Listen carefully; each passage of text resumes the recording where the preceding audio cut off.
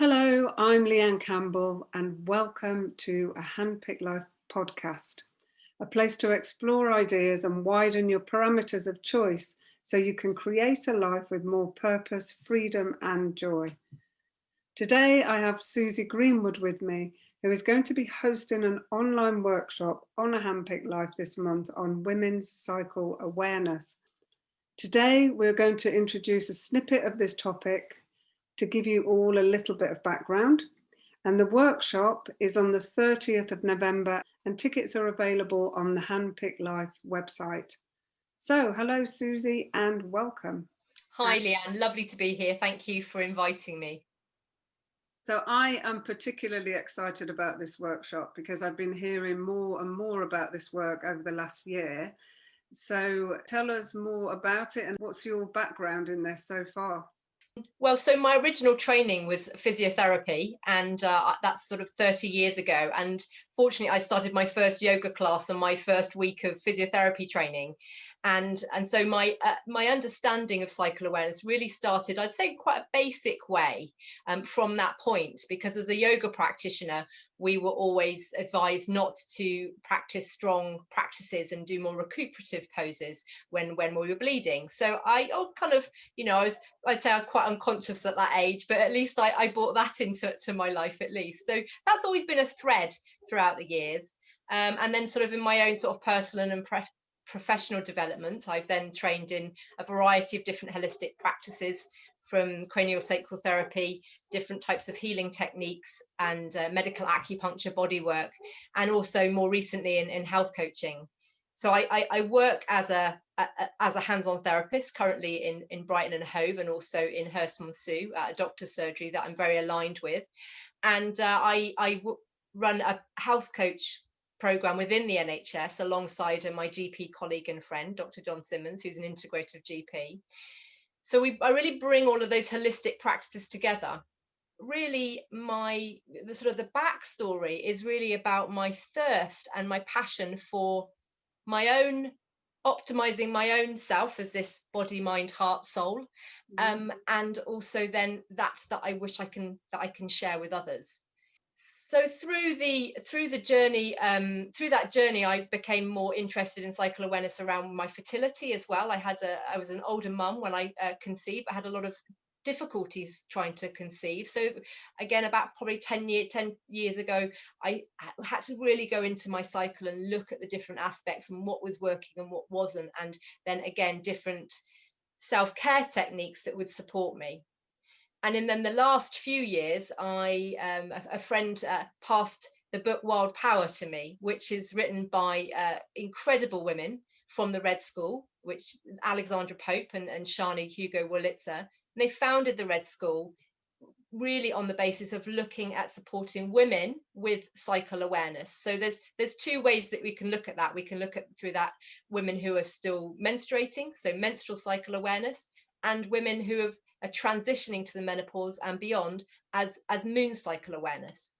So within the workshop, I really will talk about those two threads, because I'm sort of in that transition point myself, but and so women like Alexandra shares about how women who've gone through the menopause, they can have that same or similar experiences of the archetypal cycle, which I'll go on to share about in a moment.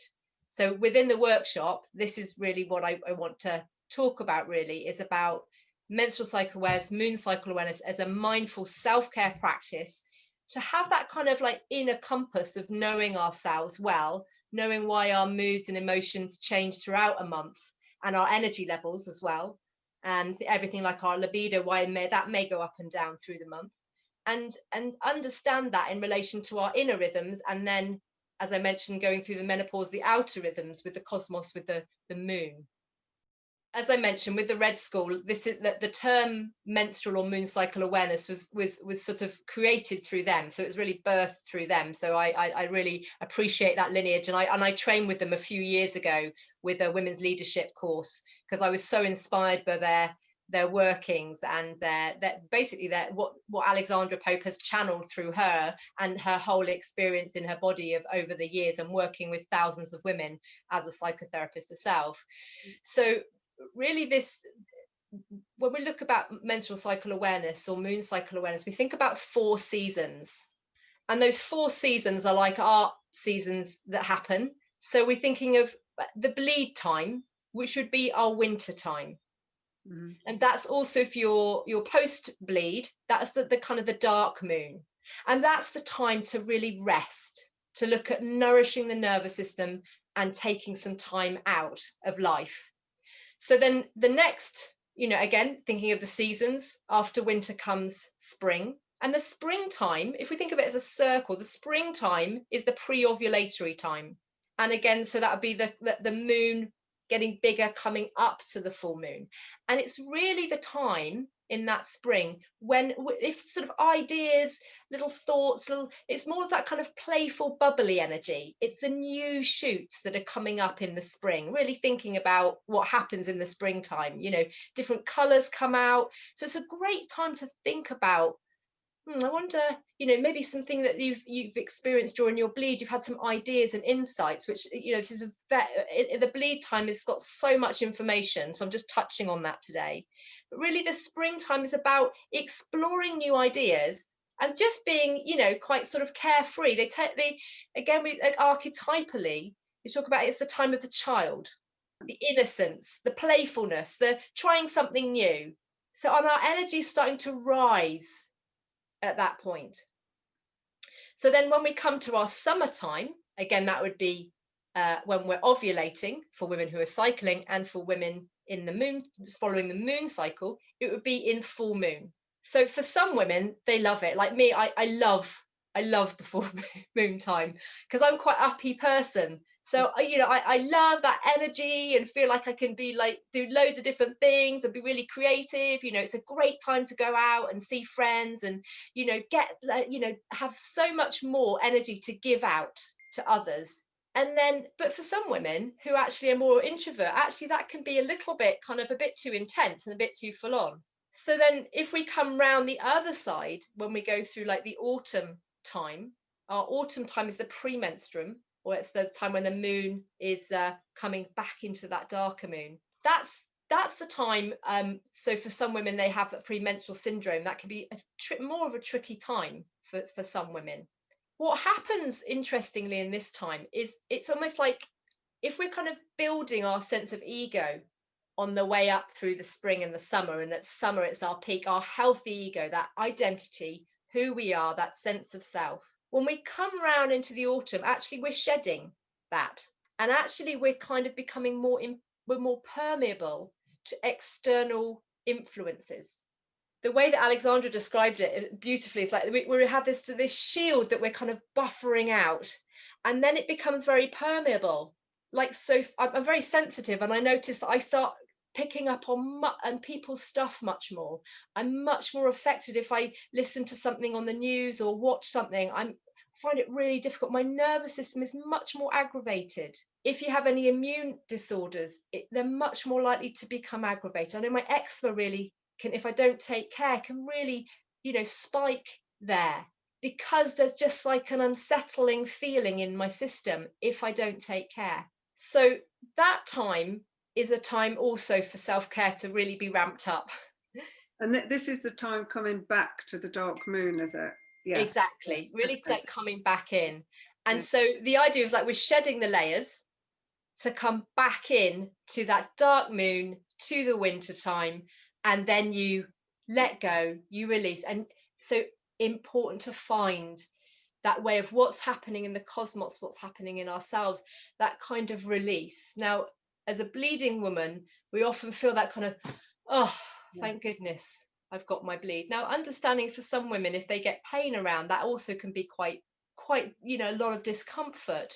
But through my training and through working with women, what they've noticed is that they follow the cycle and they really stick to the archetypal aspects of the cycle and listen deeply to what they need. Their pain, I mean, some women have cured themselves from endometriosis. Some of them, when I was training with, 2 or 3 of them had cured themselves of deep pain where they were taking painkillers for half of the month. Wow. Working with their cycle. I mean, it's just phenomenal. The stories that I sat with 24 other women, and that's not comparing just to some of the women that I've coached with us and worked. So in a way, if we think of like again archetypally, at the first bleed, a girl's first bleed, that's his initiation. Now, culturally, in most countries, this is completely denied. It's not even celebrated. Again, it can be something that's actually brings a lot of shame, a lot of embarrassment, a lot of like wanting to hide everything away. Again, the media really enforces that. But the idea, if we work with the cycle in this more conscious, mindful way, it becomes like an inner compass.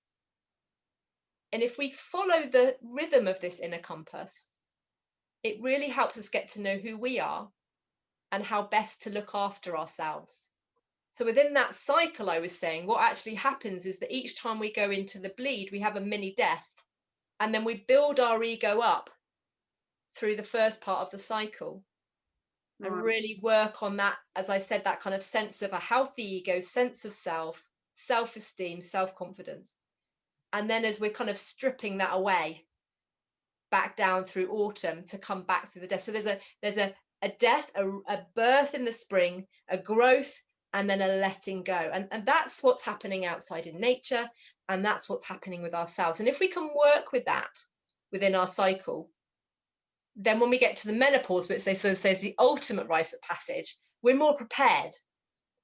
So like for my own self, I used to get so irritable in the premenstruum, and like I just felt like so wired in my nervous system.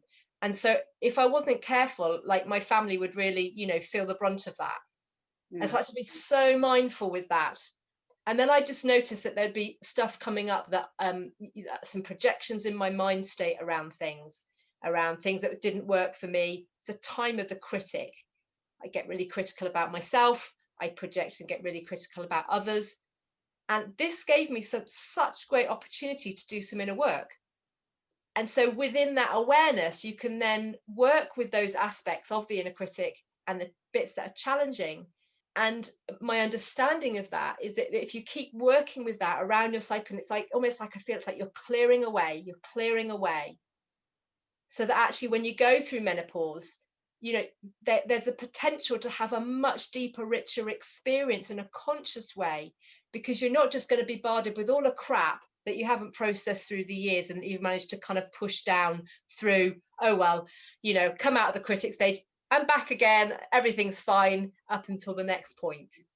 Yeah, which is what we're often encouraged to do, isn't it? It's like push it down, ignore it. And what I love about this is it reminds me that life does work for us. We're designed to be in these bodies and to thrive in this world. And the more we tap into this ancient wisdom now at this time, we can really be in the world that we've created and do it well and bring back, our vibrancy and health. So what will you do in the workshop? Go deeper into the cycle and into more detail of each part?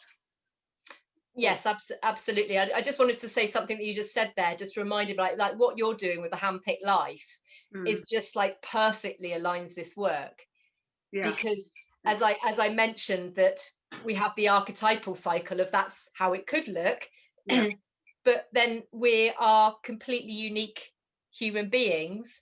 Yeah. So working out, actually, I'm really creative when I've got that kind of irritable energy, because I want to do something with it, and I want to, that's my house cleaning time. Yeah. But someone might get really creative in that time. So exploring this sort of handpicked idea of like, okay, that's what it is, but it's like, who am I, and how can I work with that in the best way? Yeah. And so maps, aren't they? They're all there to sort of help us to go a bit deeper, to stay connected and stay on track, because I think we've got such a fast-paced world that it's so easy to be going on somebody else's rhythm, on somebody else's thoughts and beliefs, and the more we create this rich inner world where we really know ourselves and we're really in tune with what works for us, then the more we can live a life the way I think it's our birthright to be fully expressing ourselves, living our purpose and enjoying this life. So Yeah, I just wanted to answer that question. Sorry, I didn't, because I'm excited about this work.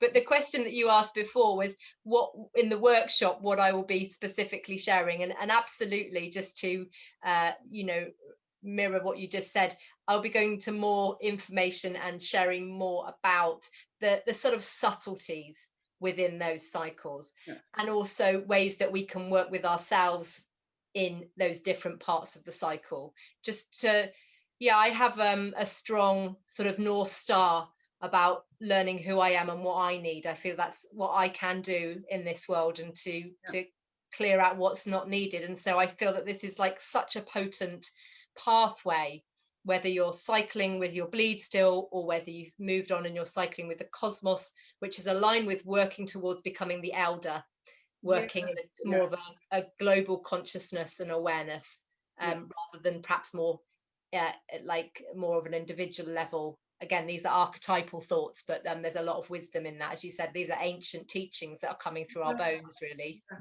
And also it's that feeling that you've got something to look forward to. I think in our modern day way of looking at life is what have we got to look forward to? You know, the world belongs to people between the age 18 and 38 or whatever, and then after that, you know, it's downhill all the way. But I have not had that experience in menopause. I've experienced coming to life and something waking up in me that I wasn't in contact with when I was younger. I feel much happier now than I've ever done.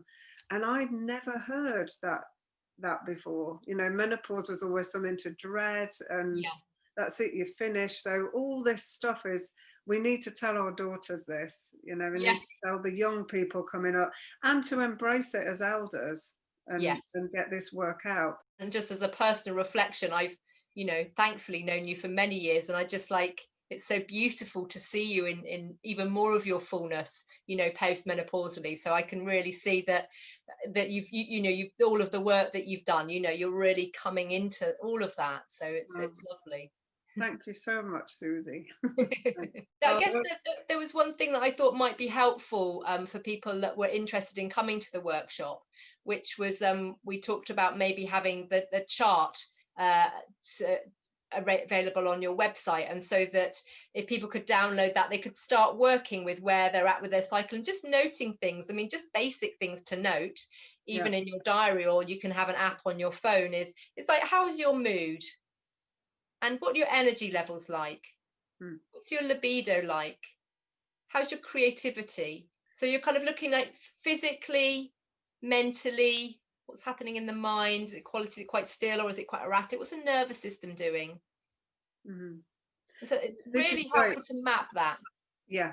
And it's great because this is what we work with the notebook and journal exercises that we work within the membership platform and in the foundation course. So again, they're all ways of layering. So actually life becomes easier rather than having to take on more, do more, understand more. Taking these ancient teachings on slowly, it just helps you to expand, and it gets easier as you go. You have more time, more space. So thanks so much for joining us, Suzy. So you were listening to Suzy Greenwood, who will be doing the Women's Cycle Awareness on the 30th of November. So go to the Handpicked Life website for more information, and we'll see you then. Thank you, Suzy. You're so welcome. Looking forward to seeing all of you then.